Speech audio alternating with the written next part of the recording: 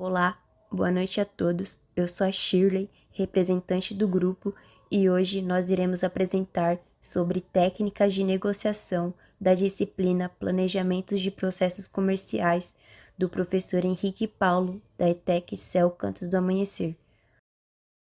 A negociação pode ser definida como relacionamento entre as pessoas com o objetivo de chegar a um acordo, em que ambas partes sejam beneficiadas. Nesse contexto, irei citar os 4 principais tipos de negociação. Existe a chamada distributiva, conhecida também como ganha-perde. Nesse tipo de negociação, alguém tem mais vantagem que o outro. Geralmente, essa negociação acontece quando duas pessoas estão competindo por algo que é difícil ter uma divisão de forma igualitária. Por isso, acaba ganhando mais. Integrativa. Diferente da distributiva, na integrativa, os dois negociadores saem ganhando. É vista como a mais justa. Nela, todos os benefícios serão distribuídos de forma mútua e todas as opções avaliadas. Acidental. A negociação acidental é aquela que é feita com uma pessoa que você nunca mais irá ver. Esse tipo de negociação acontece porque não há um certo relacionamento com o cliente. É apenas algo momentâneo. Nela, o resultado importa, mas menos, já que não é uma relação duradoura. Por fim, colaborativa. Essa negociação é considerada uma das mais difíceis. Nela, o que importa é manter o equilíbrio, extraindo o melhor resultado e, ao mesmo tempo, preservando o relacionamento a longo prazo.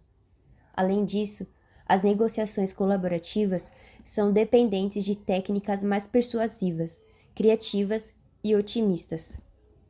Boa noite, turma. Meu nome é Daniele e eu irei falar um pouco sobre os estilos de negociação. Quais são os estilos de negociação? Conhecer com quem se está negociando é fundamental para traçar quais serão suas melhores abordagens de negociação e até mesmo prever ações da outra parte.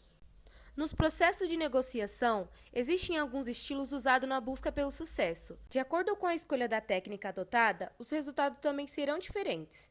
Agora, irei falar sobre o estilo de negociação, que é competição. No estilo de negociação-competição, não há intenção de se chegar a um acordo final para ambas as partes. O objetivo é obter mais vantagem em relação ao outro negociador e vencê-lo. Uma das partes pode sair perdendo, pois não existe um consenso. Agora, irei falar sobre um outro estilo de negociação, que é a evasão.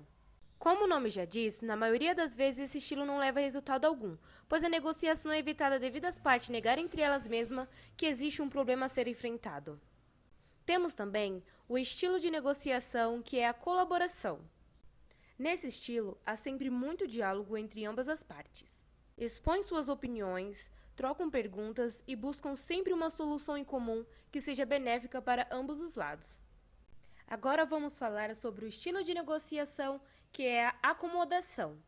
Significa que uma das partes perdeu por vontade própria, como se estivesse cedido, mas às vezes pode ser uma estratégia a fim de conseguir ganhos no relacionamento da negociação a longo prazo. Agora, um dos últimos estilos de negociação, que é a conciliação. Significa ter um meio termo entre as partes pelo fato de não estarem satisfeitas com o resultado e assim acabam cedendo em alguns pontos. Normalmente, a melhor estratégia na arte da negociação é usar o estilo de colaboração, para que ambas as partes saiam satisfeitas e novas possibilidades se abram a partir desse bom relacionamento. Mas cada caso tem suas particularidades e interesses envolvidos, de forma que a negociação pode até mesmo começar com um estilo e terminar em outro. Agora, irei falar um pouco sobre o processo de negociação. Tipicamente, as fases de uma negociação é feita da seguinte forma. Primeiro, temos sempre uma preparação. E em segundo, temos o confronto. Em terceiro, ocorre o acordo de framework em comum. Em quarto, temos a apresentação das ofertas e em quinto, temos a conclusão. Tenha em mente, entretanto, que na maior parte das vezes, os envolvidos terão os seguintes cenários em mente. Máximo. Você tem o valor máximo que deseja alcançar e o cliente tem o máximo que pode investir. Alvo. Ambas as partes terão seus alvos, o que pensam ser o justo para se vender ou comprar. Mínimo. O cliente tentará comprar pelo menor preço possível, enquanto você terá seu limite mínimo a receber pelos serviços. Em algum ponto entre o mínimo e o máximo é onde as negociações costumam ser encerradas, ou seja, a conclusão. Boa noite, gente. Eu sou a Sabrina e eu vou falar um pouquinho sobre a preparação de um negócio.